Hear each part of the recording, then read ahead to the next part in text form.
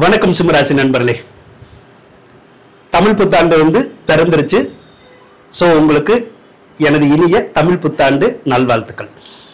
இந்த தமிழ் புத்தாண்டான விசுவாச வருடத்தில் எந்த மாதிரியான பலன்கள் உங்களுக்கு கிடைக்க போகுது அப்படிங்கிறத தான் இந்த பதிவில் நாம் இப்போ பார்க்க போகிறோம். இந்த விசுவாச வருடத்தில் இரண்டு முக்கிய கிரக பயிற்சி இருக்கு. சனியை தவிர சனி பயிற்சி இல்லை இந்த வருஷம்.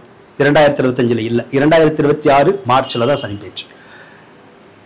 ராகு பயிற்சியும் குரு பயிற்சியும் இப்ப நடக்க போகுது. இது உங்களுடைய வாழ்க்கையில மிகப்பெரிய மாற்றத்தை தருமானா கண்டிப்பா தரும். அப்ப இந்த விசுவாச வருடம்ங்கிறது ஒரு அற்புதமான வருடமா இருக்குமானா கண்டிப்பா இருக்கும். எப்படி வேலை செய்யும்னு பார்ப்போம். இப்போ ஏற்கனவே உங்களுடைய ராசிக்கு 2வது இடத்துலதான் கேது இருக்கு.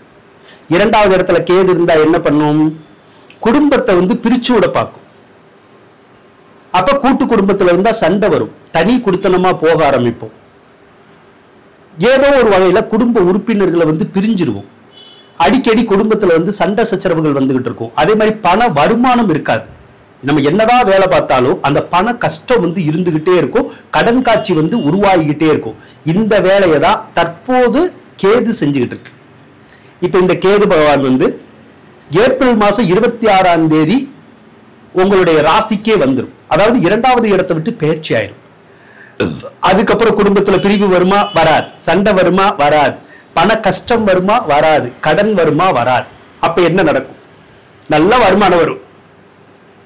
கடன் காட்சிகள்லாம் தீரும். நகை நட்டுகள்லாம் நம்ம அடகு வச்சிருந்தா மறுபடியும் அந்த நகை நட்டுகளை மீட்கிற மாதிரியான ஒரு சூழ்நிலை கண்டிப்பாவே நமக்கு கொடுக்கும். அதனால கேது பயிற்சி ரொம்ப அற்புதமா உங்களுக்கு இருக்க போகுது. ராகு பொறுத்தளவுக்கு அஷ்டம ஸ்தானத்துலதான் இருக்கு. அதாவது 8வது இடத்துல தான் இருக்கு. ராகு 8வது இடத்துல இருந்தா எப்பயுமே நம்ம எந்த காரியத்துல செஞ்சாலும் அந்த காரியத்தை தடங்கல் பண்ணிக்கிட்டே இருக்கும். நினைச்சதை நினைச்ச மாதிரி செய்ய விடாது. ஏதோ ஒரு மன அழுத்தம், மனக்குறை அந்த மாதிரி கொடுக்கும். ஒரு சிலருக்கு பார்த்தீங்கன்னா எப்ப பார்த்தாலும் ஏதாவது நோய் நொடின்னு வந்துகிட்டே இருக்கும்.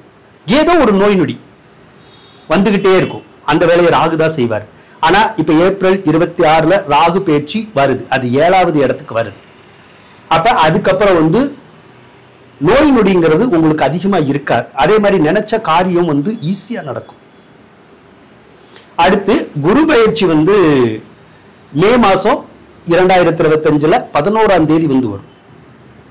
குரு பயிற்சி ரொம்ப அற்புதமா இருக்கும். பாத்துக்கங்க. இதுவரைக்கும் உங்களுடைய ராசிக்கு 10வது இடத்துல தான் இருக்கு. அப்ப 10வது இடத்துல இருந்தா எங்க வேலை பார்க்கிறோமோ வேலை பார்க்க விடாது. வேலை செய்யற இடத்துல ஏதாவது தொந்தரவுகள் இருந்துகிட்டே இருக்கும். ஒரு சிலருக்கு டிரான்ஸ்பர் மாதிரியான விஷயங்கள் வந்துடும். ஒரு சிலருக்கு ஒரு இடத்துல இருந்து இன்னொரு இடத்துக்கு வேலைக்கு போற மாதிரியான விஷயங்களை அந்த குரு ஏற்கனவே உருவாக்கி இருப்பார். ஒரு சிலருக்கு பதவி உயர்வு, சம்பள உயர்வு கூட கொடுத்திருப்பார்.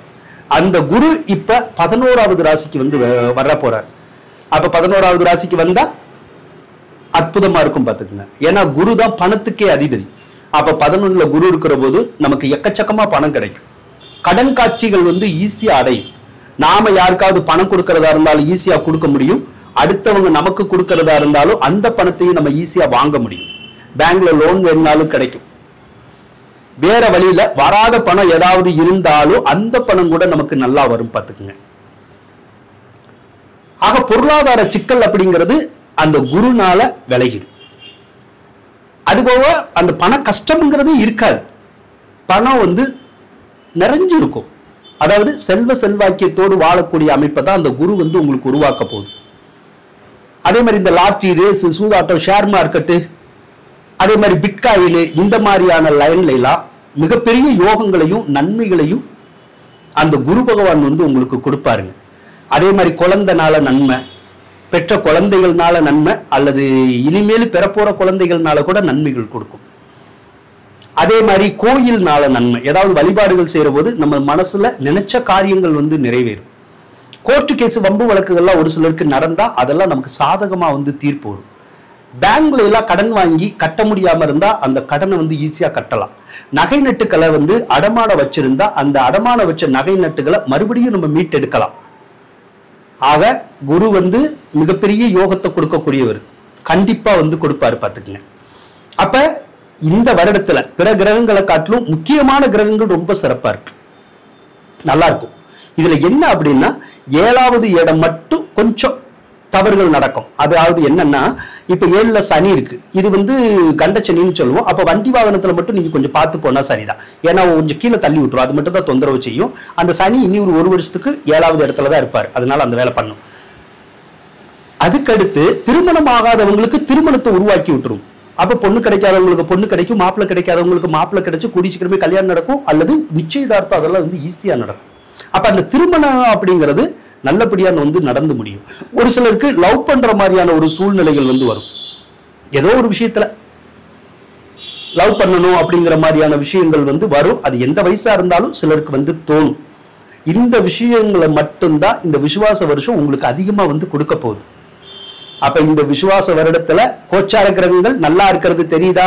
தெரியுது. அப்ப உங்க வாழ்க்கை நல்லா இருக்குமா? கண்டிப்பாவே நல்லா இருக்கும். அதனால இந்த வருடம் உங்களுக்கு ஒரு சிறப்பான வருடமா இருக்கும் என்று கூறிக்கொண்டு விடைபெறுகின்றேன். நன்றி, வணக்கம்.